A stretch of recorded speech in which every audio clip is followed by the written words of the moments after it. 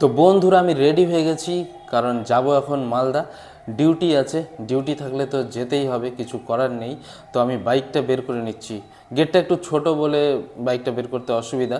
যাই হোক, তো বাইকটা দেখুন প্রচুর ধুলো পড়ে গেছে, কারণ ধোয়া হয়নি। বাইকটা ধুতে হবে, ধুলে আবার নতুন হয়ে যাবে। যাই হোক, তো এটা হচ্ছে আমার গ্রামের রাস্তা, আমি বেরিয়ে পড়েছি। আর রাস্তাটা খুবই সুন্দর, রোদ ছিল একটু বেশি, তাই জন্য এরকম লাগছে। আর দেখুন এই অ্যাঙ্গেলটা, মনে হচ্ছে প্রচুর জোরে চালাচ্ছি, কিন্তু 30 স্পিড আছে বাইকের। আর এটা হচ্ছে আমাদের গাজল পেরিয়ে কদুবাড়ির দিকে।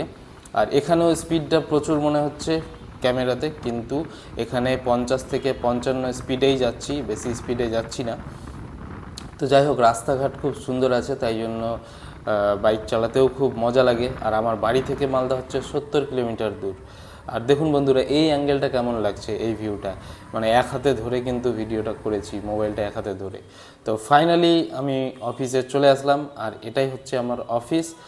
আর দেখুন অফিসটা কত বড়, আর জায়গাটা খুব সুন্দর, অনেকটা স্পেস আছে বলে খুব ভালো লাগছে। তো